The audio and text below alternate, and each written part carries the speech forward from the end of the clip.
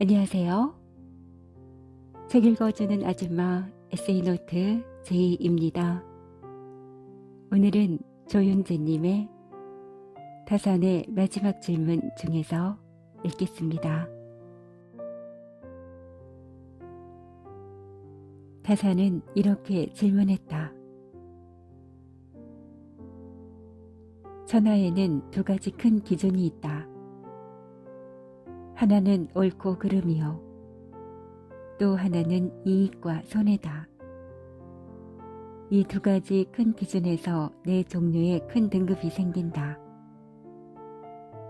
옳은 것을 지켜서 이익을 얻는 것이 가장 큰 등급이요.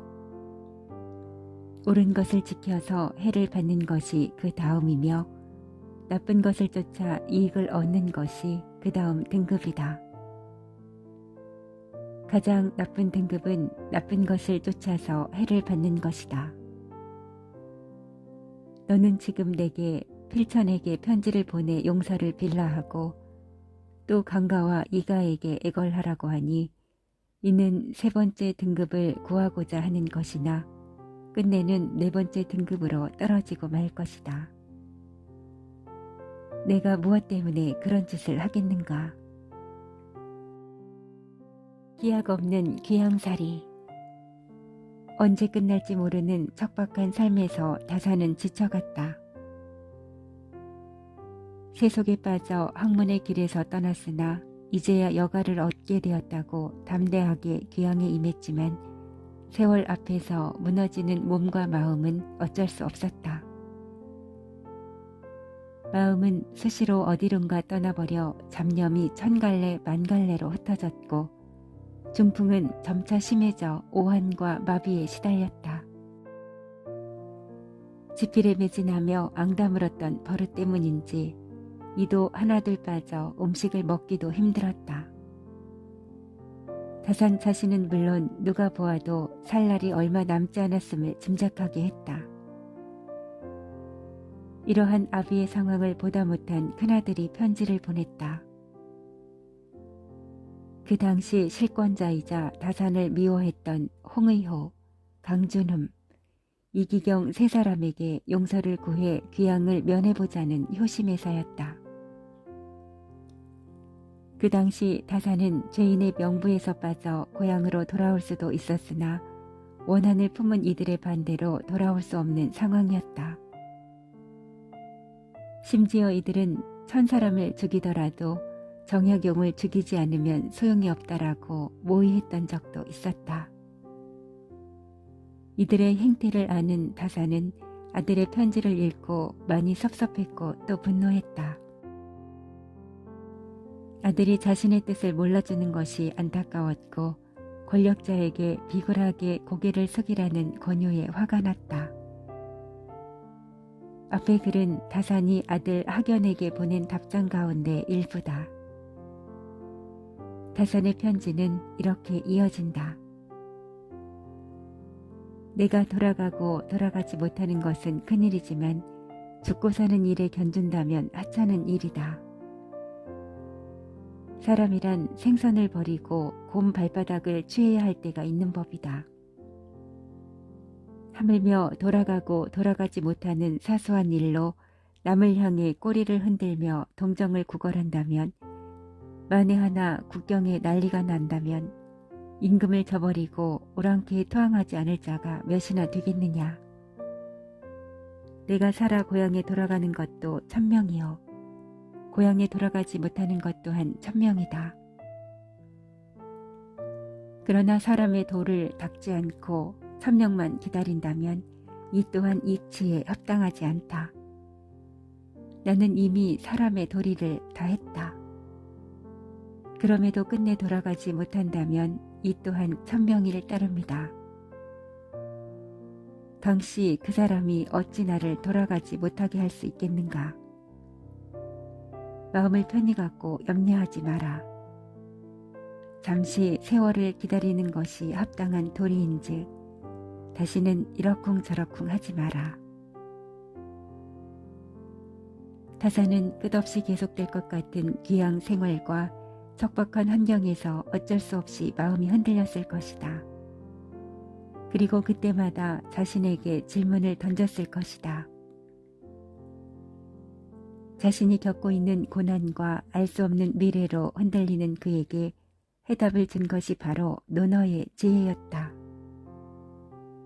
그 어떤 어려움이 닥쳐도 천명임을 알고 사람의 도리를 다하며 잠잠히 때를 기다리면 반드시 이겨낼 기회가 온다는 것이다. 논어는 첫머리를 공부로부터 시작한다. 배우고 때때로 익히면 또한 기쁘지 않은가. 그리고 논어의 마지막 문장은 천명을 알지 못하면 군자가 될 수 없다로 끝난다. 논어는 학문에서 시작해서 천명으로 끝나는 경전이다. 독서는 만 권을 읽듯이 한 권을 새기듯 읽는 것이다. 배우기만 하고 생각하지 않으면 속임을 당하고 생각만 하고 배우지 않으면 의대로워진다. 학문을 할 때에는 반드시 배움과 생각을 병행해야 한다는 것을 가르쳐주는 유명한 구절이다. 타사는 먼저 학사망태, 네 단어의 뜻을 보충해서 설명해준다. 학은 옛 경전을 통해서 경험에서 얻는 것을 말하고 사는 자신의 마음에 추구하는 것을 말한다. 망은 속임을 당하는 것이고 태는 의태로운 것이다. 일의 처음과 끝을 추구해 보지 않고 함부로 가벼이 고서를 믿으면 속임수에 떨어지기도 하고 옛 성인들의 가르침을 되새겨보지 않고 함부로 가벼이 믿으면 아는 것이 의태로워지기도 한다. 학과 사 두 가지에서 어느 한쪽에 치우치거나 한쪽을 그만두어서는 안 된다. 학문에서 반드시 배움과 생각이 함께 해야 하는 이유를 말해준다. 유학자 포함은 배우되 그 뜻을 생각하지 않으면 정신이 맑지 않고 얼떨떨하여 아무것도 터득하는 바가 없다라고 말했고, 형병은 이미 스승으로부터 배웠으면 스스로 그 나머지의 심오한 것을 생각해야 한다. 만약 생각하지 않으면 망연하여 아무것도 터득하는 바가 없다라고 했다. 그 유학자의 해석도 일리가 있고 오늘날에도 많은 사람들이 이 해석을 따른다. 하지만 타사는 경전의 글을 인용하여 한 걸음 더 나아간다. 공자가 말하기를 일찍이 종일토록 먹지 않고 밤새도록 자지 않고 생각해 봤으나 유익함이 없었다. 배우는 것만 못하다라고 했다. 공자는 생각하되 아무 유익함이 없으면 일을 그만둘 뿐이었다. 그러면 그는 어디에서 배움을 얻으려고 했을까? 배움이란 스스로 옛 경전에 있는 선왕의 도를 두루 읽어 가르침을 얻는 것이지 스승으로부터 그를 전수받는 것만을 이르지 않는다. 한나라의 유학자들은 경전에 주석을 달면서 옛일을 상고하는 것을 법으로 삼았으나 밝게 분별하는 것이 부족했다. 그러므로 미신적 예언서와 사설을 모두 수용하는 것을 면치 못했으니 이는 배우기만 하고 생각하지 못한 패단이다. 후세의 유학자들은 경전을 설명하면서 사물의 이치를 깊이 연구함을 주로 삼고 참고해 근거를 밝힘에는 소홀했다.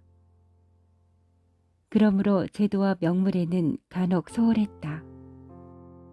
이는 생각만 하고 배우지 아니한 결함이다. 타사는 단순히 스승으로부터 배움을 얻는 것은 어린아이의 학문이라고 했다. 어른이라면 폭넓은 독서와 경험을 통해 자신의 학문을 정립해 나가야 한다고 주장한다. 이것이 바로 논어와 중용 등에 실려있는 중요한 공부의 방법인 박학에 해당한다. 하지만 박학에는 반드시 깊은 생각이 뒷받침되어야 한다. 배움에 이러한 뒷받침이 없다면 오직 경전 해석에만 매달릴 뿐 자신의 학문을 정립할 수도 바른 학문이 무엇인지 밝게 살피기도 어렵다. 이로 인해 한나라 시절 학자들처럼 잘못된 학설이나 사악한 주장에 현혹되고 이들로부터 속임을 당하기 쉽게 된다.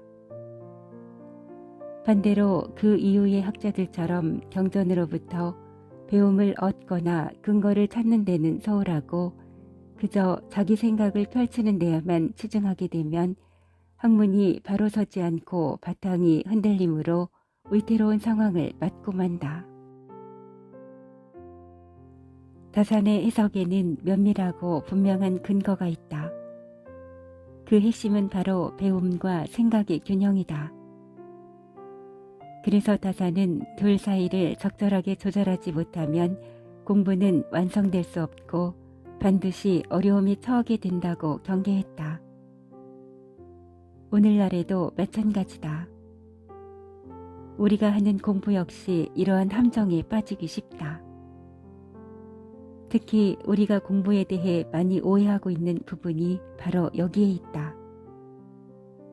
단순히 지식을 머릿속에 집어넣기만 해서는 그 지식의 명확한 의미를 알 수 없다.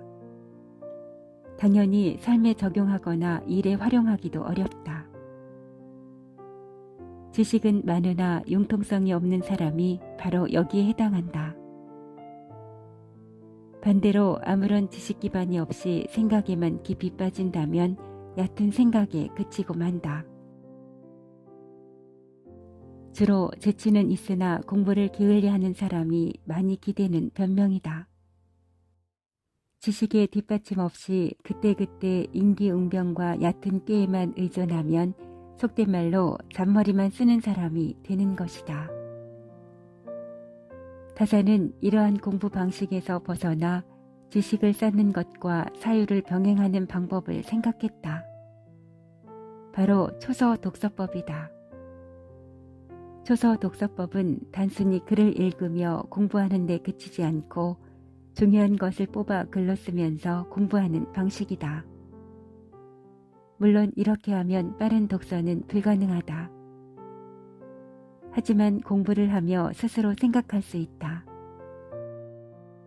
다산은 제자와 자식들에게도 초서 독서법을 권했다.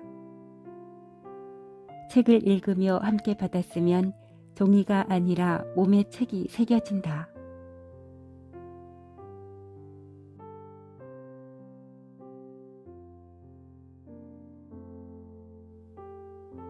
오늘은 여기까지입니다. 고맙습니다.